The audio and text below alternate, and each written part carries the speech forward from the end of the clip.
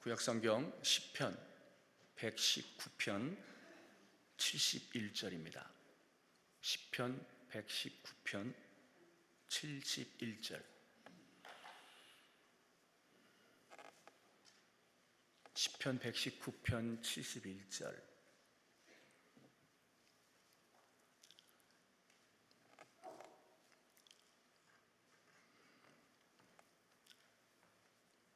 시편 119편 71절 우리 한 목소리로 합독합니다. 고난당한 것이 내게 유익이라.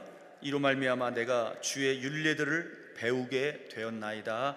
아멘. 관악구 봉천동에 위치한 해오름교회 최낙중 목사님이십니다. 오늘 본문을 중심으로 하나님이 허락하신 유익한 고난들이라는 제목으로 말씀을 증거하실 때 응답의 시간 되시길 주의 이름으로 축원합니다.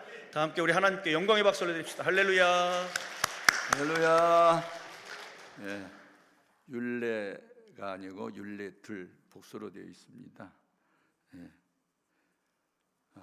하나님이 우리 유익을 위해서 여러 가지 고난들을 허락하시는데 우리 고난을 통해서 믿음이 성장되기를 바랍니다. 귀한 연보를 바치신 분들이 계시네요. 최금수 안수 집사님께서, 안명자 성도, 김응래 장로님, 정경성 권사님께서도, 또 이오금 집사님께서도 같이 기도합시다. 살아계신 하나님, 믿음으로 감사 연보를 바치고 또 어떤 분은 일일이 소원을 썼습니다. 믿음대로 소원대로 되게 하여 주옵시고 증거된 말씀이 잘 박힌 목과 같이 마음판에 박히도록 은혜 위에 은혜를 더하여 주옵시고 말씀을 간절히 듣는 중에 성령을 경험하는 이 시간 되게 하옵소서. 예수님 이름으로 축복하고 기도합니다. 아멘. 저 같은 경우는 가난 때문에 예수 믿게 됐고 7가지 합병증으로 14개월 동안 병원에 입원했던 것이 목숨 건 기도를 하게 했고 성령의 불을 받게 됐고 입신하게 됐고 목사가 된 동기도 거기 있습니다. 결국 팽이는 채찍에 맞아서 쓰러지지 않고 잘 돌아가는 것처럼 우리의 신앙 성장은 편안할 때보다는 고난의 때에 더 성장하게 되는 줄로 믿습니다. 지금 우리는 사순절기에 접어들었거든요. 사순 다 한문이죠. 넉사자의 열순. 그러니까 넷이 열이면 40일이 되고 지난 3월 1일 날부터 시작돼서 4월 19일 토요일까지 주일을 뺀 40일을 사순절기라 하고, 이 사순절기는 예수님께서 우리를 위해서 고난당하신 것을 생각하고 우리가 복된 고난에 참여함을 의미하는 겁니다. 아멘. 우리가 이제 사랑을 하게 되면 사랑하는 그 대상이 잘 되기를 바라는 거예요. 제가 1972년도에 그 관악구 봉천동의 그 빈민촌의 판자촌에 천막을 지어 개척을 할 때 길거리에 다니면서 넝마들이 있었어요. 그러니까 기다란 집게를 가지고 종이 같은 게 이렇게 있으면 꼭 집어가지고 뒤에다 집어던져. 어떤 할아버지 한 분이 그 일을 하고 계시기에 그러면서 콧노래를 부르면서 신바람 나 하더라고요. 그래서 지게 휴지 조각 주우면서 뭘 이렇게 존나 깊어가지고 막 웃고 막 즐기고 막 흥얼대고 이러면서 이제 그걸 하는 거예요. 그래서 사람이 무슨 일을 하든지 자기가 하는 일을 즐기는 거 참 복된 거예요. 그래서 뭐 나는 놈 위에 개는 놈 위에 나는 놈 있고 나는 놈 위에 붙은 놈이 있다고 그러는데 붙은 놈보다 더 잘하는 사람이 있어. 즐기는 놈이야. 아멘. 저는 목회가 너무 좋고 이 집회가 너무 좋고 설교가 너무 좋아요. 아멘. 예수 믿는 게 좋아져야 돼요. 좋아졌네, 좋아졌어. 이 일이 보고가 더 좋아졌고 저리 보고가 더 좋아졌네. 막 좋아져야 돼. 예수님이 좋은 걸 어떡합니까? 막 이러고 그래서 혼자 춤추고. 아멘. 이게 미친 거지, 하고. 근데 이렇게 미쳐야 바로 미친 거예요. 그래서 이제 할아버지한테 물었더니, 할아버지 뭐가 그렇게 신나요? 그랬더니, 아이고, 우리 손주가 서울대 법대를 다녀. 이 녀석이 얼마 후면 변호사 될 거 아니야? 아이고, 뭐 너무 좋아. 그래서 뭐 이거 하는 거예요. 근데, 야, 그 아이 등록금 대주고 학비 대주는 즐거움이 그렇게 즐거운 거야. 그래가지고 즐거워하더라고. 얼마 전에 또 제가 택시를 탔는데 할아버지가 이제 개인 택시를 하시더라고. 그래서 또 이분도 또 콧노래를 부르셔요. 그래서 뭐 이렇게 할아버지 신나요? 그랬더니 우리 손주 5시 토요일만 되면 용돈 타러 온대. 그래가지고 그때 그 즐거움이 얼마나 엔돌핀이 많이 나오는지 너무너무 즐겁대요. 삶의 보람을 느낀대요. 애 5시 용돈 타러 오는데 용돈 주기 위해서 돈을 버는데 너무 즐겁다는 거야. 신앙생활도 저렇게 해야 되는데. 그러면서 이제 제가 이제 배우는 거예요. 그래서 세상에 즐기는 사람을 이기는 사람 없어요. 운동도요 막 즐거워야 하고, 공부도 막 즐기는 아이가 1등하고요. 하여튼 운동도 공부도 목회도요 막 즐기는 사람을, 신앙생활도 즐기는 사람을 하나님 축복하세요. 항상 주 안에서 즐거워하시기 바라요. 아멘. 근데 이제 이렇게 육적인 사람은 육적인 일로 즐거워하지만 영적인 사람은 달라요. 영적인 일을 기뻐하죠. 그래서 사도 요한 같은 경우는 그 요한 3서 4절에서 나는 내 자녀들이 진리 안에서 행한다 함을 듣는 것보다 더 즐거움이 없대요. 아멘. 그래서 이 목회자의 마음은 신앙생활을 잘하는 성도를 바라보면요 목회의 보람을 느끼고 막 즐거워요. 아멘. 그래서 그 가요 앞에 이제 써보낸 편지가 이제 요한 3서인데, 사랑하는 자여 내 영혼이 잘됨 같이 네가 범사가 잘되고 강건하기를 내가 간구하노라, 이러면서 이제 축복기도 하는 거예요. 사랑하는 사람 잘되기 위해서. 근데 사도 바울과 같은 경우도 영적인 아버지니까 데살로니가 전서를 마무리 지으면서 데살로니가 전서 5장 23절에 보면 나는 너희들이 예수님 만날 때까지, 세상 떠날 때까지 온 영과 혼과 몸이 우리 주 예수 그리스도에 강림하실 때까지 흠없게 보존되기를 원한다 막 이러면서. 아멘. 이 영에 속한 사람은 영적인 일로 즐거워하는 거예요. 아멘. 그래서 여러분의 자녀들이 뭐 학교에서 공부 잘하고 그런 거 자랑하지 말고 예수 없이 못 사는 자녀를 만들어야 돼요. 그게 이제 우리 그리스도인들이 해야 할 사명인 줄로 믿습니다.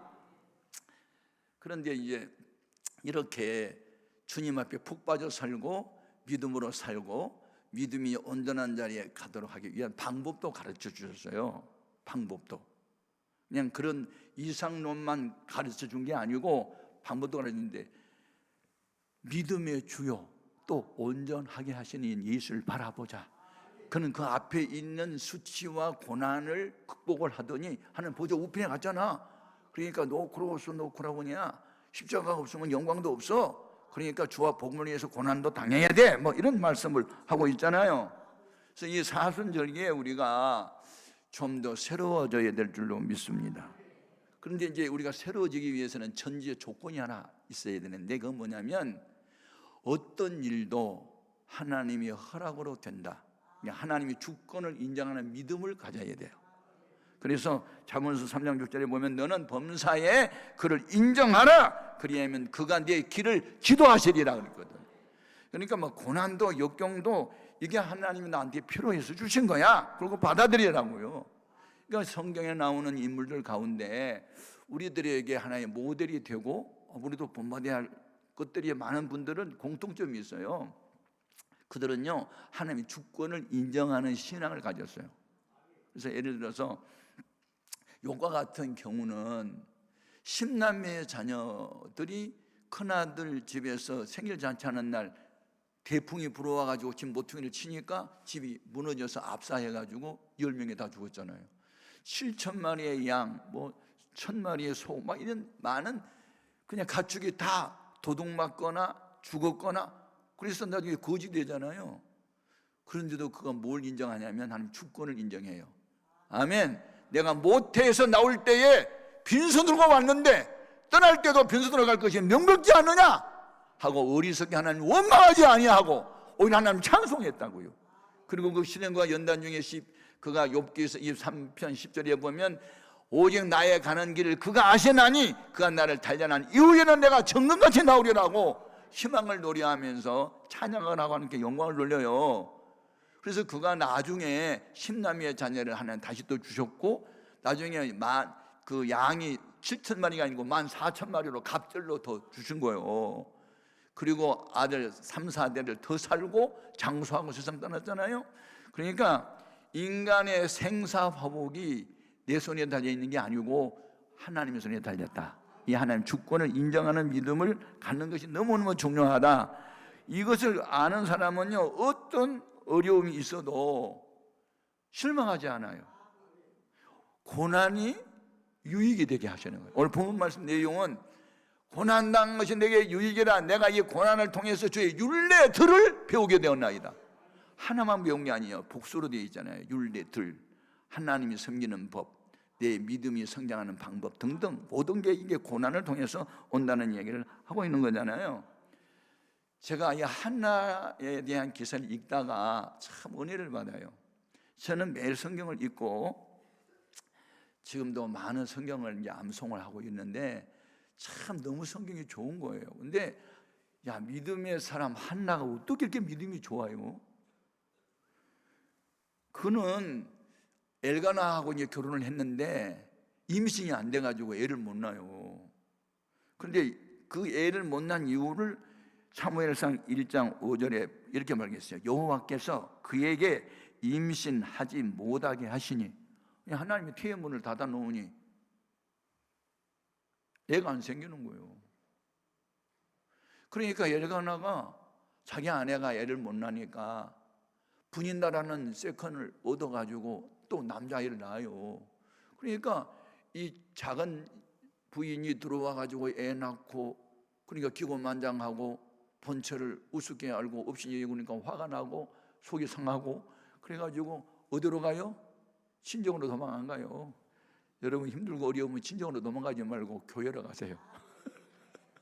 가서 울어서 억울해가지고 울었어. 울고 기도하다 보니까 목이 쉬었네요. 근데 그때 엘리 제사장이 영적으로 둔감했고 어두웠어요. 이렇게 애절히 기도하는 한나의 모습을 바라보지 않고 술 취해가지고 교회 왔다고 야단치잖아요.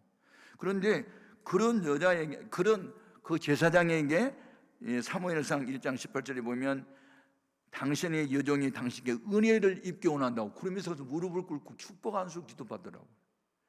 여러분, 목사가 영특하고 영리하고 또 영적이고 신령하다 그러면 가서 안수기도 받고 싶은데, 아이고 애절히 기도하는 여인에게 술 취했다고 야단이나 치는 그런 목사가 요새 있으면 도망가 버려요. 교회를 떠나버리거나 옮겨버리거나 그러지. 그런데 이 한나는 나는 당신께 은혜를 입기 원하나이다. 그래서 무릎을 꿇고 어떻게 기도를 받냐고요. 내가 거기서 뭘 깨달았냐면, 아이고 뭐 목회자가 꼭 신령해서만 은혜를 받고 복을 받는 게 아니구만. 그냥 하나님이 잘났던 못났던 목회자를 세워놨으면 그냥 신뢰를 하고 그냥 이분에게 축복권을 줬으니까 그냥 축복기도를 받자, 그러고 이렇게 단순한 논리로 이 한나처럼 도전해야 되는구나. 그걸 또 내가 배우는 거예요. 아멘. 영적인 사람을 누가 신뢰를 못해? 근데 이게 육적인 사람을 또 신뢰를 하고 기도를 받겠다고 안수기도 받겠다고 무릎 꿇는 이 한나의 모습이 너무너무 은혜로운 거예요. 아멘, 아멘. 여러분, 복 받고 못 받는 게 본인 자신에게 달렸지 상대방에게 있지 않아. 아멘. 저 뒤에 사람 아멘도 안 하네. 아멘. 아멘. 야, 어쩌면 그럽니까? 그리고 이제 엘가나하고 같이 이제 그 성전에 와가지고 제사 지내고 이제 절기를 마치고 이제 집에 돌아가는데 동침했는데, 그날 밤 하나님이 태의 문을 열어주사 임신이 되게 했고 거기서 난 아들 이름이 사무엘이잖아. 그런데 서원기도를 언제 해요? 애를 바로바로 낳았으면 서원기도 같은 거 안 했을 것 같아. 하나님, 만일 나에게 아들 하나를 주시면요, 내가 그 아들 내가 그냥 마음대로 쓰지 않고 하나님께 바칠게요. 그러면서 서원기도 했잖아요. 그러니까 서원기도도 그냥 어려움을 당해서 하게 됐고, 결국은 그 사무엘이 얼마나 귀한 또 주의 종이 됩니까? 여러분, 믿음으로 기도해서 난 자식들은요, 하나님의 특별한 은혜를 주신 줄로 믿습니다. 너무 중요합니다. 예. 그렇게 해서 하나님이 이제 그 사무엘을 통해서 영광을 또 받으시고, 그 뒤에 또 애를 또 몇씩 계속 낳고 하면서 그가 하나님을 이렇게 찬양해요. 사무엘상 2장 6절이에요. 여호와는 죽이기도 하시고 살리기도 하시고, 아멘.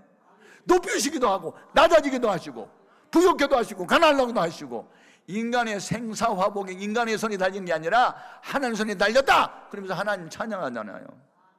그러니까 이 간증이 많은 사람들 보면요, 남다른 고난도 많아요. 슬픔도 많고 외로움도 많고, 이런 분들이 하나님의 은혜를 받게 되는 줄로 믿습니다.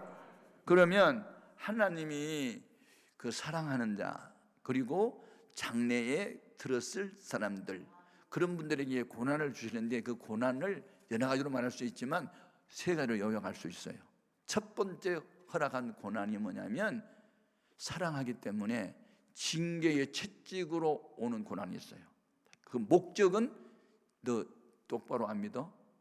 하고 회개를 목적으로 징계의 채찍으로 오는 고난이 있어요. 그것이 질병일 수 있고, 하여튼 뭐 자녀가 속썩일 수도 있고, 뭐 사업이 무너질 수도 있고, 하여튼 사람한테 뭐 무시당할 수도 있고, 뭐 여러 가지 방법은 있지만 하여튼 고난이라고 하는 것은 징계로부터 오는 것인 줄로 믿습니다. 그래서 요한계시록 3장 19절 이하에 보면, 우리 예수님께서 이제 나타나셔가지고 내가 교회 안에 못 들어가고 바깥에 서 있다. 누구든지 내 음성을 듣고 문을 열면 내가 들어갈게 하면서, 나는 내가 사랑하는 자를 징계하노니 열심을 내라 회개하라. 목적은 거기 있어요. 아멘. 예수님이 지금 들어오지 않고 문 밖에 서 있는 목적, 이유는 들어갈 수가 없어요. 왜? 나하고 너하고 맞질 않아. 마음이 생각이 안 맞아. 그리고 너네들이 지금 지은 죄가 있잖아. 그러니까 회개해. 그리고 미지근하잖아. 뜨겁지도 않고 차갑지도 않고 미지근하잖아. 토해버릴 거 아니야.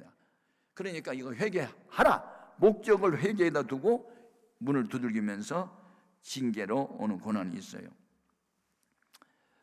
징계가 없으면 사생자요 참아들이 아니라고 히브리서 12장 8절에는 밝혔고, 제가 이스라엘 민족의 역사를 이렇게 쭉 읽어보면, 이제 구약 성경은 이스라엘 민족의 역사잖아요.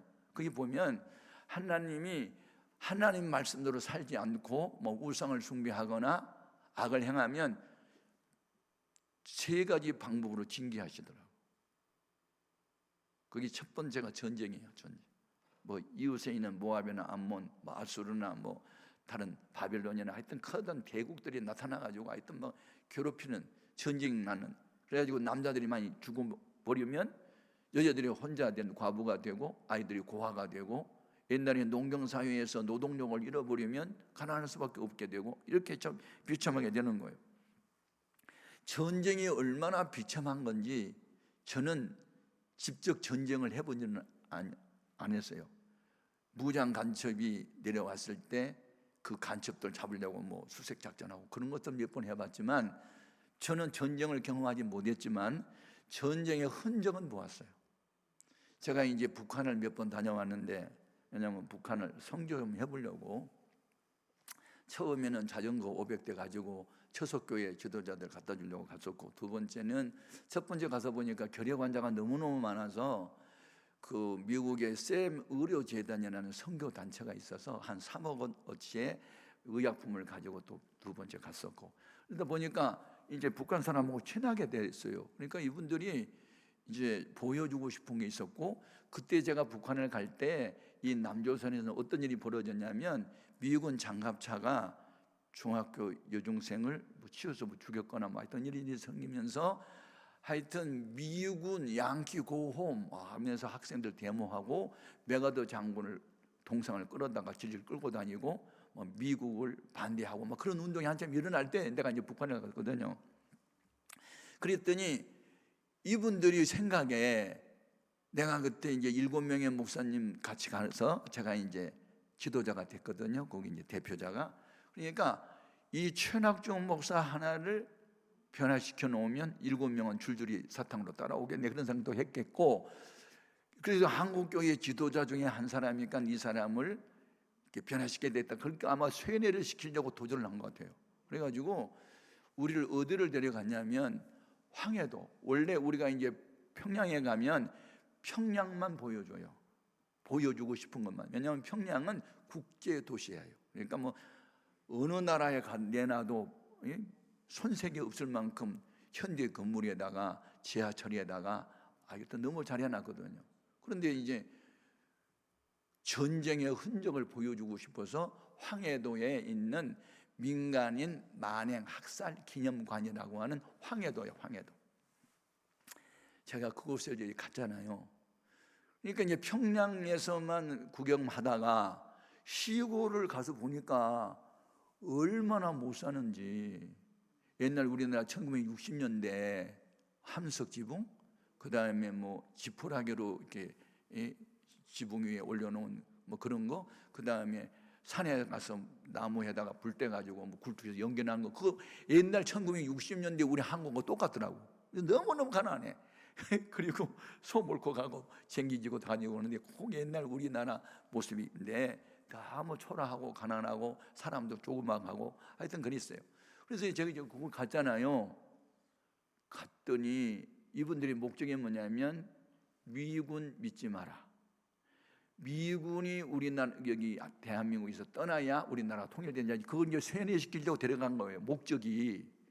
가서 보니까요, 존군 기자들이 찍어놓은 사진을 전시해 놨는데요. 그 사진만 보면 미군은 이거 아니구나 하는 생각을 할 수밖에 없도록 만들어놨어요. 그 종군 기자들을 통해서 찍은 사진들을 봤는데, 53명의 어린아이를 불에 태워 죽인 장면 사진 찍어놨거든요. 200여 명의 분여자들을 탄약고에다 집어넣어가지고 문을 걸어 잠가놓고 휘발유 찌꺼리에서 불이 태워 죽이는 장면을 보여준 거예요. 이래도 미군 믿을래? 막 이런 거예요. 그리고 그 사진만 보니까 너무 지나친 것 같아요. 그 다음에 흑인 미군 병사가 부녀자를 간통하는 장면을 사진 찍어놓은 것도 이제 보여주면서 이래도 미군 믿을래? 뭐 이런 거예요. 그러니까 그 사진만 보면요, 미군 믿어서는 안 되겠더라고요. 그런데 나는 이미 북한을 갈 때 대한민국에서 이미 교육을 받고 갔잖아요. 분명히 쇠뇌할 겁니다. 이런 거 혹시 보여주면 넘어가면 안 됩니다 하고 이제 교육을 받아갔기 때문에 이것들이 이제 거짓으로 속여는구나 그런 게 알았잖아요. 그렇지만 그게 알고 싶은 거예요. 그런 깊은 내용은 몰랐기 때문에 알아봤더니 원인 제공을 전해들이 했더라고요. 이제 우리가 낙동강 한 유역만 놔두고 다 남조선이 이제 적화 통일로 되어가고 있을 때 인천의 맥어더 장군이 상륙 작전을 성공을 해가지고 앞으로 전우의 시체를 넣고 이제 올라갔잖아요. 그래서 황해도 거기에 갔더니 신천리에 갔더니 주민들 12,000명이 성조기와 태극기를 들고 나와서 환영하더래. 대한민국 국군하고 미군하고 막 환영한다고. 그래서 이분들은 못 모르고 헬레 좋아했는데 갑자기 이 한복 차림의 사람들이 속에서 따발총에 나오더니 다 갈려가지고 미군들을 수도 없이 죽여버렸대요. 그러니까 이것들이 민간인 복장하러 와가지고 우리 미군을 갈겨 죽여? 그래가지고 화가 나니까 다 죽여버린 거야. 이게 전쟁의 참상이구나. 화가 났어요. 미군이 속여가지고 따발총으로 막 갈겨버리니까. 그렇게 생겨난 일이 있는데 북한 인민군들이 그 사진만 보고 그 현장에 와서 그것만 보면요, 미국은 보이기만 하면 도끼로 찍어 죽여야 돼요. 그래서 독해 만행 사건이 그래서 났구나. 그걸 이제 추측을 한 거예요. 그래서 결론은 뭡니까? 전쟁하면 안 되는구나. 전쟁은 이런 결과를 가져오는구나. 그걸 제가 느낀 거예요. 그러니까 전쟁 현장에 갔잖아요. 내가 이게 전쟁의 비참함이 이런 거구나. 이제 그걸 제가 느낀 거예요. 그러니까 원인 제공은 지네들이 해놓고 나중에 결과만 가지고 뒤집어 씌우는 이런 선전을 하고 하는 악한 무리인 것을 내가 이제 깨달으면서 그때부터 북한 선교는 어렵구나. 이게 조선 그리스도교 연맹이라고 하는 창구만 열어놓고 천국과 지옥은 아예 복음은 전하지도 않고 이게 물질만 얻으려는 창구만 열어놨구나, 우리도 기독교가 있구나 하고 세계에 기구에 알리게만 했지, 이게 선전, 거짓 선전이구나, 그걸 깨닫고 그때부터 북한 선교를 제가 끊었다잖아요. 끊고 탈북자를 돕는 일을 이제 하기 시작했는데요.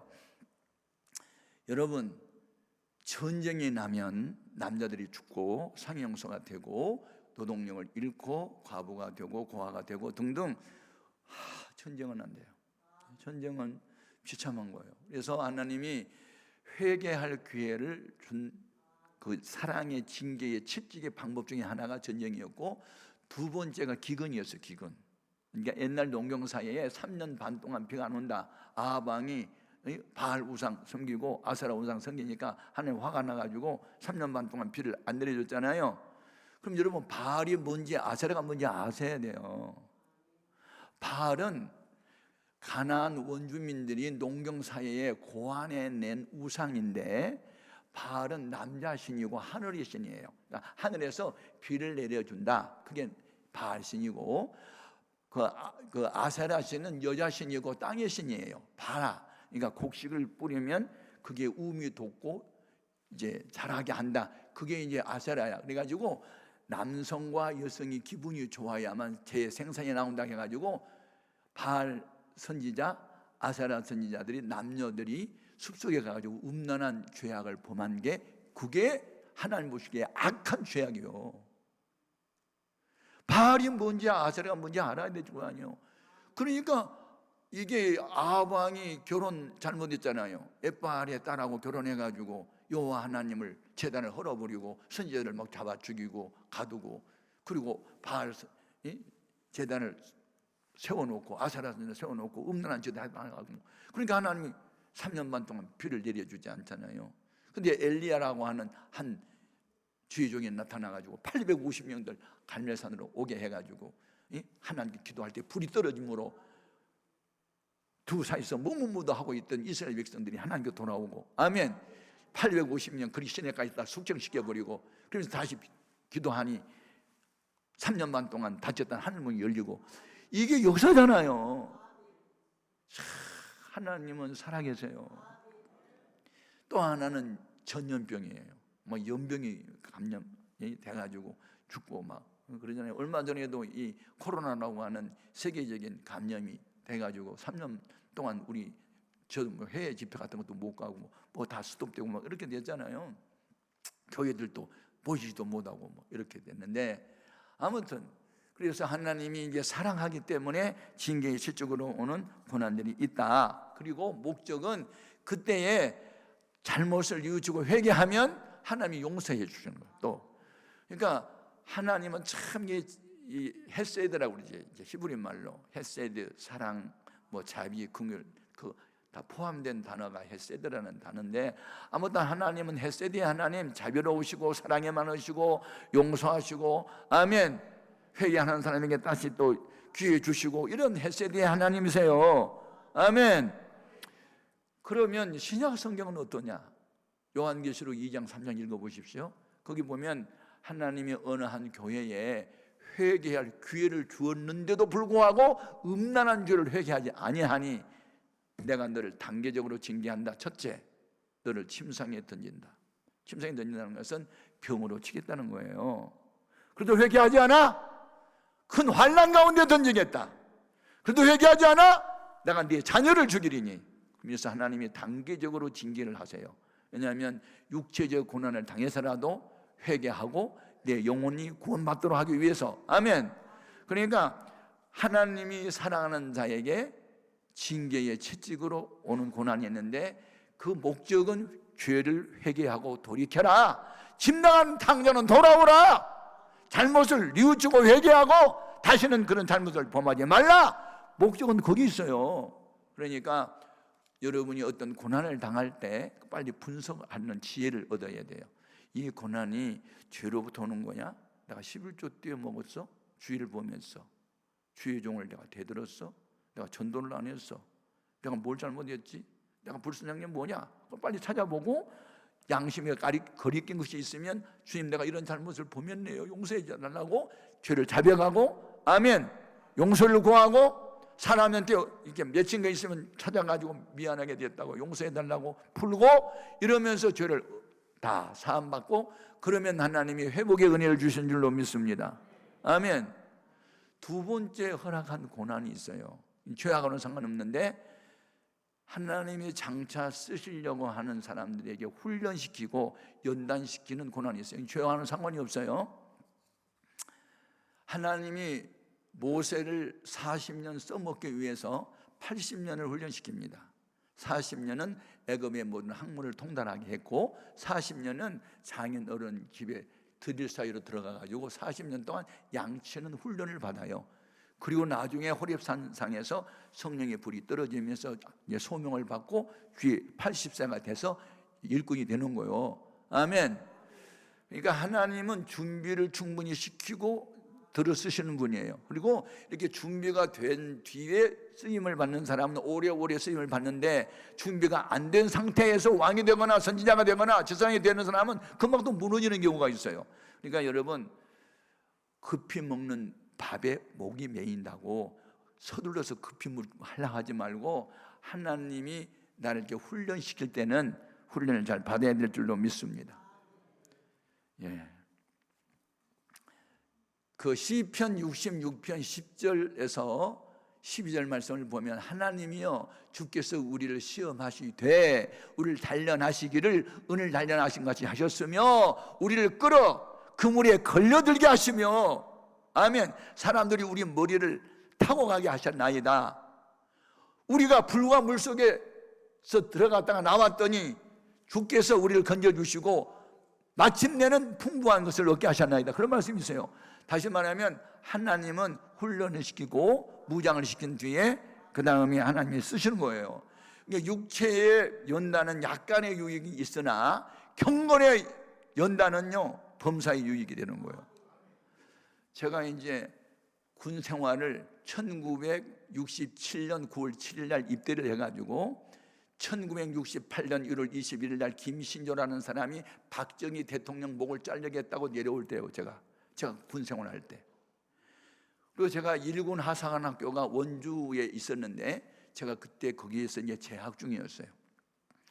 이 김신조가 넘어온 바람에 우리나라에 어떻게 군대 조직이 바뀌었느냐.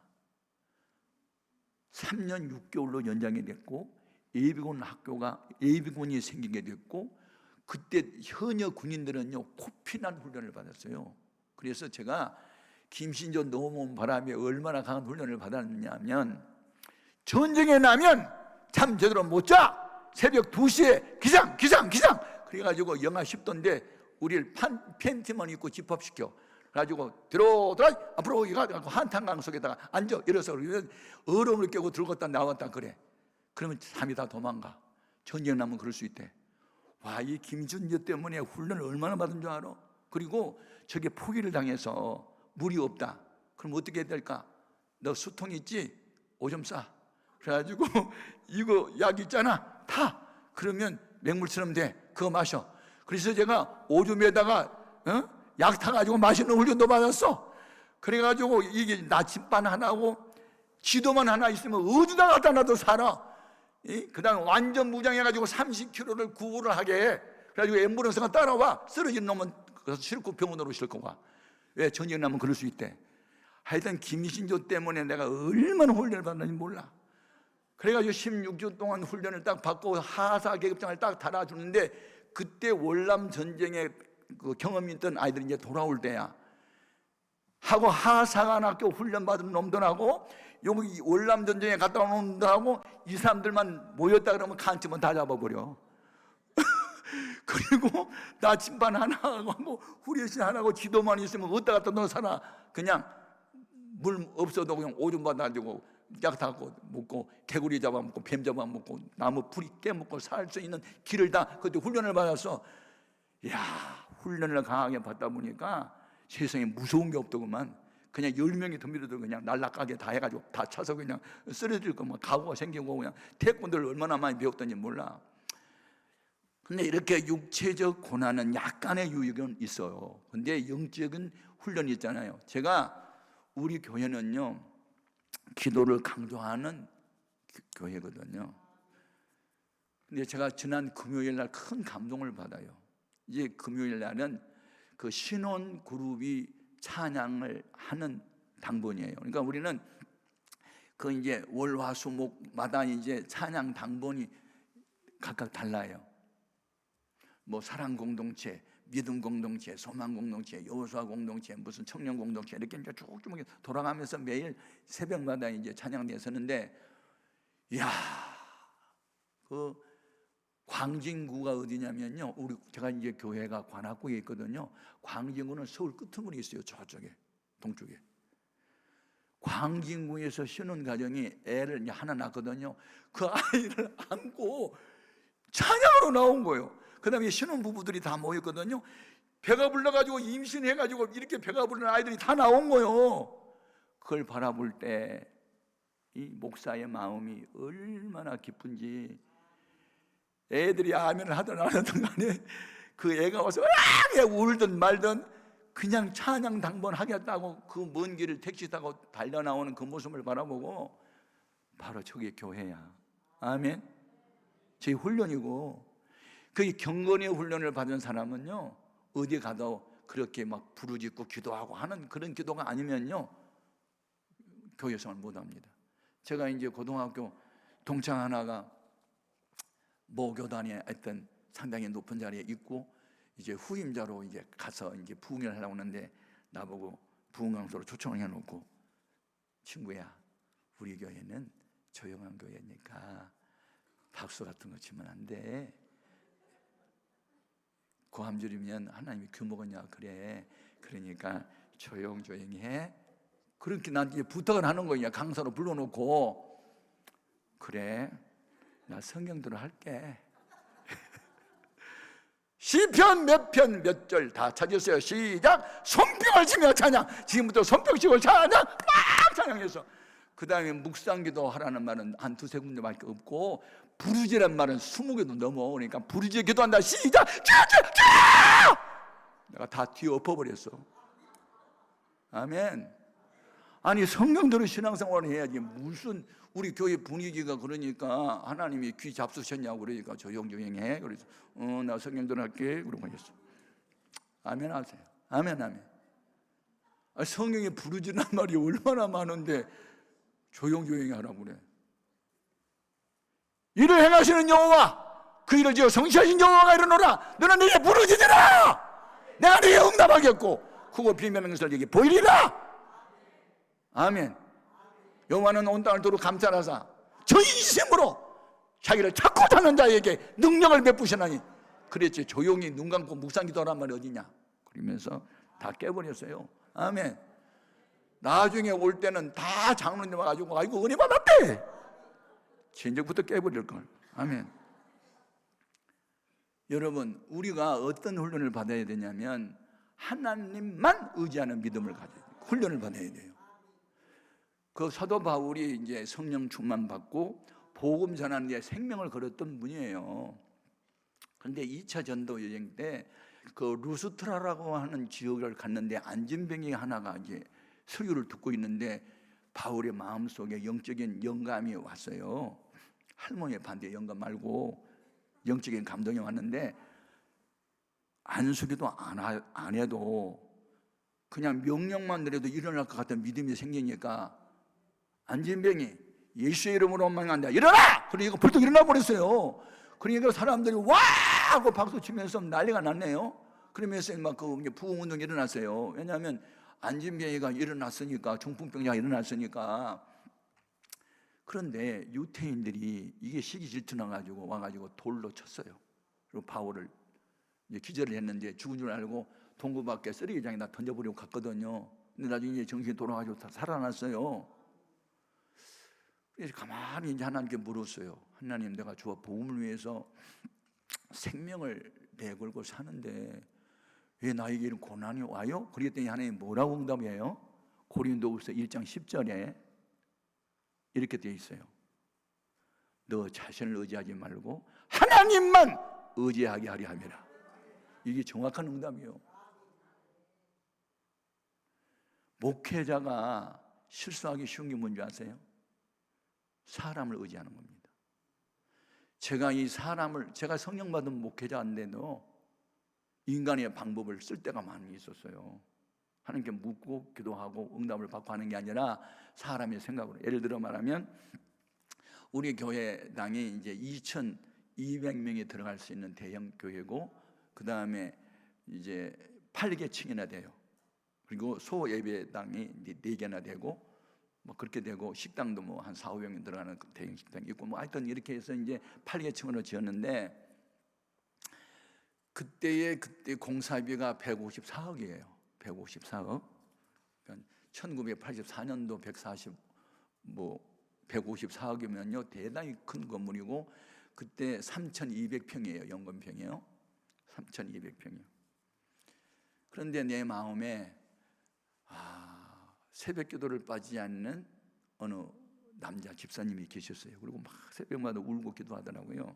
근데 이분이 누구냐면 한보 사건이 터지면서 60억 부도를 내고 이제 감옥 갔다가 오신 분이에요. 그런데 이제 감옥 가서 예수를 누가 전도를 해서 예수 믿게 됐대요. 그러면서 이제 출옥을 해가지고 자기가 편안해서 사람 되겠다고 이제 새벽 기도를 안 나온, 이제 그러니까 빠지지 않고 나오는 거니까 내 마음에 기도도 안 해보고, 아니 어떤 큰 건설 회사에 이 그것을 맡기기보다는 저분한테 맡기면 어차피 건설업자니까 저분한테 맡기면 한 3, 40억은 떨어지잖아. 뭐 2, 30억 떨어지더라도 우리 교육에 돈벌이 하면 좋지, 이런 생각이 들어가지고 시켰네요. 그게 이제 잘못이었어요. 여러분, 공사는요 힘이 있는 사람한테 맡겨야 되는데, 이제 빈털터리 가난병이 감옥에서 나온 사람 새벽기도 열심히 한다고 맡겨놨더니 어떤 일이 벌어졌느냐. 우리가 이제 그 공사비 계약대로 항상 진행에 따라서 이제 돈을 주잖아요. 그러면 이 돈을 하청업자들한테 줘야 돼요. 그래야 이제 이 돌아가는데, 이분이 욕심이 생겨가지고 이 돈을 받아가지고 다른 것에 자꾸 투자를 해버렸네요. 하청업자 돈을 안 주고. 그러니까 하청업자들이 돈 달라고 나한테 와서 떼를 쓰고 대물을 하네. 나는 우리 교회에서는 돈 다 나가는데, 알고 보니까 이분이 투자를 그분들한테 하지 않고 딴 데 가서 해버리니까 화가 났어. 큰일 났더라고요. 공사 일이 안 되고 진행이 안 되고, 이분은 또 엉뚱한 짓을 하고 있고. 속았구나. 그런데 이제 우리 교회 장로님들은 이분 감옥 보내자고, 그놈 나쁜 놈의 습성이 그냥 있다고 이제 보내는데, 또 감옥을 보내면 또 안 될 것 같아. 그래가지고 내가 현장에 있으면 말라 죽게 생겼더라고요. 그러니까 어느 분이, 목사님 부흥회 하나 다니시고요, 저한테 위임장 써주시고 제가 검사 앞에 재판장 앞에 제가 할게요. 그래서 그분이 써줬어요. 이분이요 아들 같은 사람한테 쪼인떡 까면서 막 반말 들어가면서 욕하면서 재판을 9번이나 했네. 우리가 다 이기기는 했지만 이기면 뭐 하냐고요. 600평을 증평을 해놨어. 3,200평을 지어야 되는데 3,600평을 지어놨다고. 지하실을 얼마나 늦게 파놨던지 전철 가는 소리가 달려. 전철이 다니는데 배까지 파가지고 지하를. 그런데 600평 값을 또 다 받아갔거든요. 감리하고 둘이 짜가지고. 그러니까 이게 머리가 나쁜 데 막 돌아간 거예요. 그래가지고 600평 그 다시 헐지 않으면은 준공이 나중에 안 났거든요. 다 헐었잖아요. 허는데 또 8억 들었어. 아이고, 한 평에 4,500만 원씩이니까 넣는데 그 돈 20몇 억씩 다 나가고 30억 그냥 손해보고. 제가 그때 느꼈어요. 하나님, 제가 물어보고 자격 있는 사람을 세웠는데 동정으로 세웠다 이렇게 됐네요. 깨달았으면 됐다. 그래서 이제 정리를 하고 말하는데요, 일꾼을 세울 때는요 동정으로 세우면 안 되고 실력 있는 사람 세워야 돼요. 믿음 충만, 성령 충만, 인격이 있고, 아멘, 진실하고 정직하고, 이런 분들을 세워야지. 그래가지고 제가 이게 인간 수단 한번 쓰다가 얼마나 제가 깨달았는지, 그들은 절대로 인간 비유 바치지 않고 하나님 말씀 나는 바로 전한다 하고 그렇게 세웠어요. 아멘. 그러니까 이 깨닫는 게 은혜가 되는 줄로 믿습니다. 중요한 게 하나님이 이제 훈련을 시키는 거예요. 이제 사람을 믿지 못하게 이제 그렇게 만드는 거고, 중요한 겁니다. 절대로 우리가 사람을 믿지 말아야 될 줄 믿습니다. 그리고 어떤 일이 있었으면 참는 훈련을 또 받아야 되거든요. 참아야 되거든. 화가 나도 그냥 참고, 하고 싶은 말이 있어도 참고, 그냥 예수님 생각하고 또 참고 또 참고, 이 참는을 계속 하다 보면 내가 할 말을 주님이 대신 할 때가 있어요. 아멘. 그러니까 인간이 참지 못해서 죄를 많이 짓는데, 그래서 디모데전서 4장 8절에 육체에 연단은 약간의 유익이 있으나 경건은 범사에 유익하니 금생과 예생에 약속이 있느니라. 아멘. 보세요. 마지막 고난이 뭐냐면 주와 복음을 위한 고난이에요. 이게 이제 최상 가치의 이제 목적이거든요. 이게 그동안에 훈련시키고 회개시킨 건 이게 주와 복음을 위해서 살게 하려고 이 목적을 위해서 이제 지금까지 준비시켰는데, 보세요. 우리 주님께서 하신 말씀이 누구든지 나보다 아들이나 딸, 엄마나 아빠, 부모보다 자기 아내보다 나를 더 사랑해야 돼, 이 말씀하셨잖아요. 근데 이걸 실천한다는 게요 쉬운 게 아니에요. 보세요. 제가 이제 개척을 시작하자마자 우리 딸이 태어났는데 딸 하나 귀가 이렇게 오른쪽 귀가 붙어 나왔어요. 그러니까 10만 명에 1명꼴 정도 우리나라 이제 비율로 말하면 그렇대요.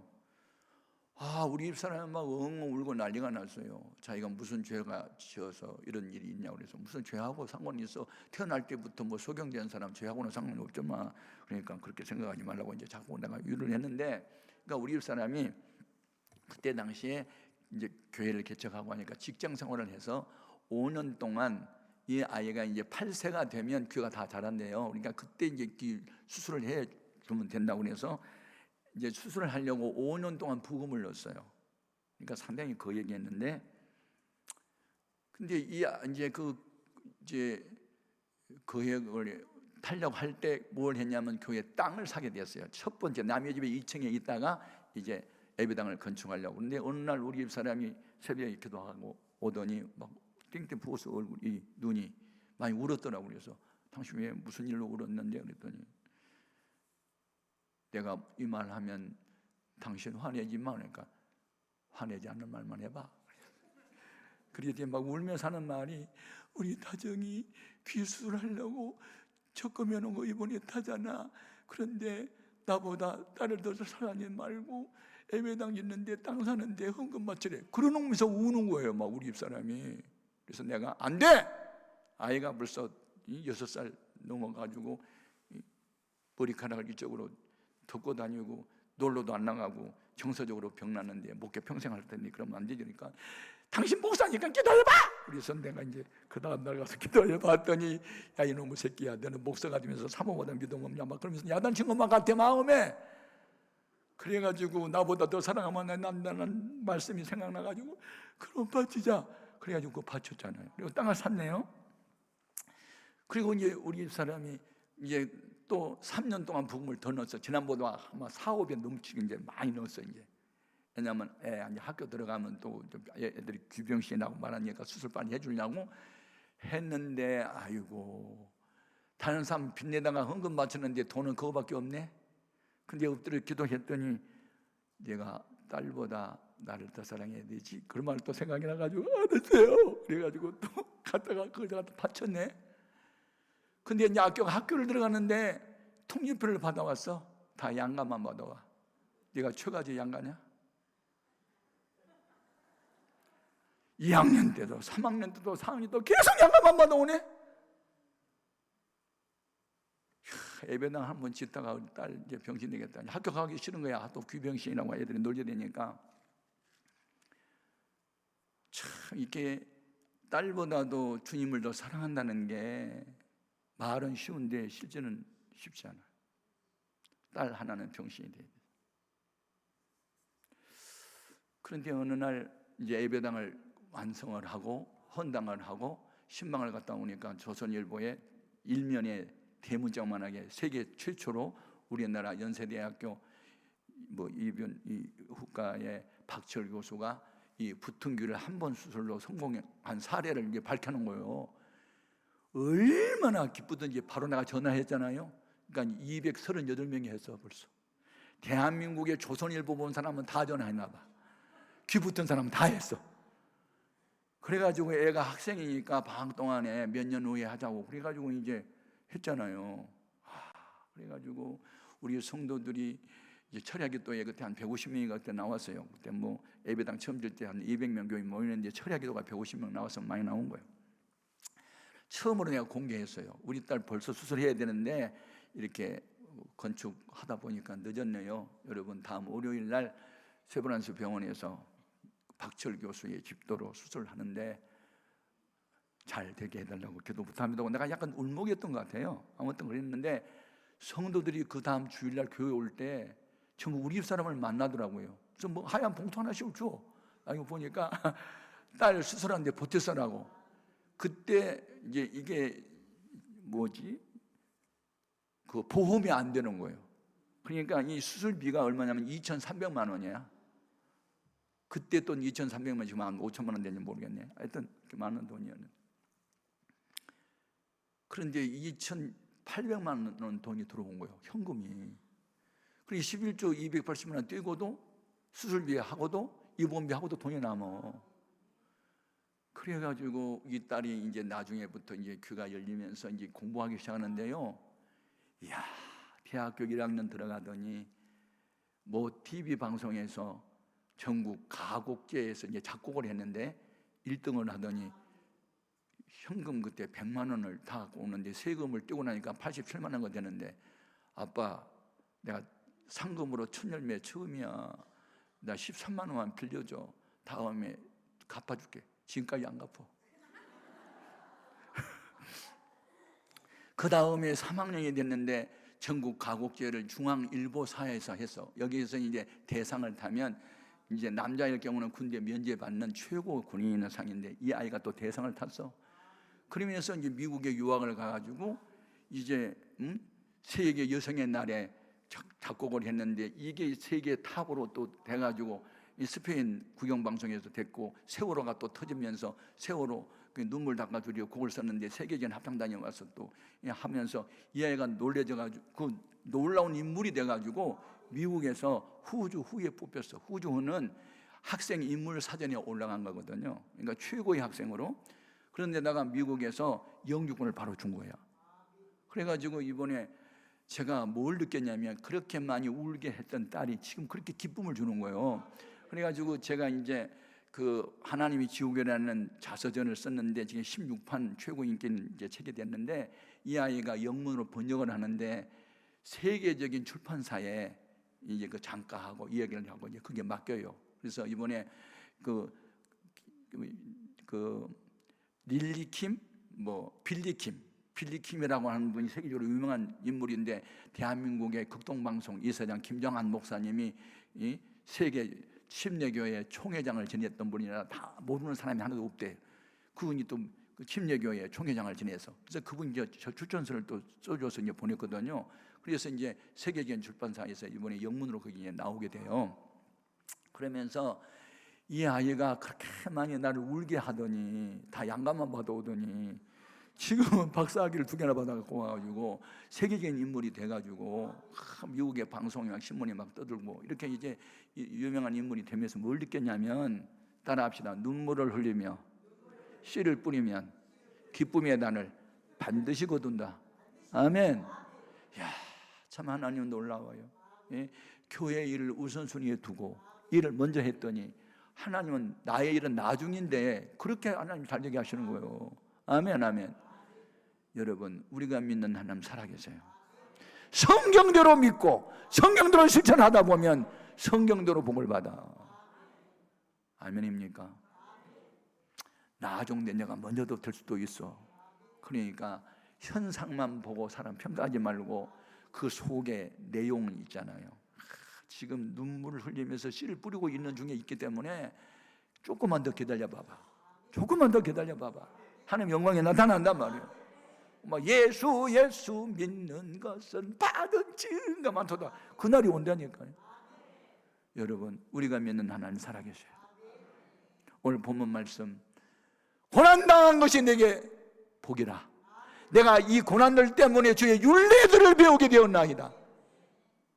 제가 이 말씀을 하나 하고 마칠게요. 제가 이제 세계 안 가본 나라는 거의 없습니다. 남극과 북극만 안 가보다 가봤는데, 제가 싱가포르에 집회를 갔다가 센토사라고 하는 섬이 있습니다. 거기 가면 해양 박물관이 있습니다. 국립해양박물관. 그러니까 바다에서 나온 건 다 갖다 놨어요. 그러니까 뭐 별거 다 있어요. 그 해양 박물관에 가면. 그런데 제가 거기에 구경을 하다가 발걸음을 오랫동안 머물고 있으면서 메모했던 게 하나 있어요. 진주를 캐낸 조개 껍질. 볼품은 없어요. 근데 그 내용으로 영어로 써놨는데요, 너무 감동적입니다. 어느 날 조개가 먹이를 먹으려고 입을 벌리고 있었는데 불청객 모래 하나가 들어왔어요. 그런데 이제 부드러운 살이 바뀌니까 아프니까 눈물을 흘리면서 나가줘, 나가, 아파, 나가라고 그랬더니 이게 안 나가고 눈물이 고이고 다시 굳고 한 게 진주가 됐어. 오색 찬란한 진주. 그래서 진주를 캐낸 조개 껍질이야, 이름이. 야, 내가 그때까지만 해도 진주가 어떻게 생긴지 몰랐어. 진주는 어떻게 생긴 줄 알아? 조개의 눈물이야. 어느 날 불청객 하나가 끼어들어와서 나가달라고 조개가 울었는데 이 눈물이 고이고 굳고 굳어서 오색 찬란한 보석이 됐대. 제가 그걸 보고 얼마나 감동을 받았는지 몰라. 여러분, 우리가 믿는 하나님 사랑 살아계셔요. 고난당한 것이 내게 유익이라. 이 고난들로 인하여 내가 주의 율례들을 배우게 되었나이다. 아멘, 아멘. 저는 고난이 없었으면 주님을 만나지 못했을 뻔했고, 이로까지 합병증으로 14개월 동안 입원한 일이 없었다면 성령의 불을 받을 수가 없었을 텐데, 그런 인간의 한계 상황 때문에 하나님께 부르짖고 간구하고 또 부르짖고 간구하다가 성령의 불을 받고 능력을 받고 목회자가 된 거예요. 우리가 믿는 하나님 살아계세요. 고난이 유익되는 거예요. 이곳에 편안함에서 온 사람 거의 없어요. 다 고난이 나름대로 있어요. 이 고난이 결국은 복이 될 줄로 믿습니다. 이게 바로 조개 껍질, 이 진주를 캐낸 조개가 될 수도 있어요. 아멘입니까? 하나님이 우리에게 허락한 고난 3가지. 너 똑바로 안 믿을래? 이렇게 해서 사랑의 징계로 허락한 고난, 이것 때문에 회개하면 고난은 사라집니다. 죄와 상관없이 훈련시키는 고난이 있습니다. 하나님이 들어 쓰려고, 귀하게 들어 쓰려고, 평화의 도구로 들어 쓰려고, 의의 병거로 들어 쓰려고 고난을 허락할 때 참고 견디면서 훈련을 잘 받을 수 있길 바라고, 성령의 감동이 오면, 성경 말씀이 떠오르면 아멘하고, 내일 일은 난 몰라요, 내 아이가 망가지든 양날을 받아오든 상관없이 순종하자 하고 하다 보면 나중에 기쁨의 날이 오는 겁니다. 그 같은 은혜가 있기를 주의 이름으로 축복합니다. 오늘날 우리 기도 제목, 주님 눈물을 흘려 씨를 뿌려서 기쁨의 날을 거두는 자가 되게 하옵소서. 다 같이 주의 이름을 처음 부르고 통성으로 기도합니다. 주여!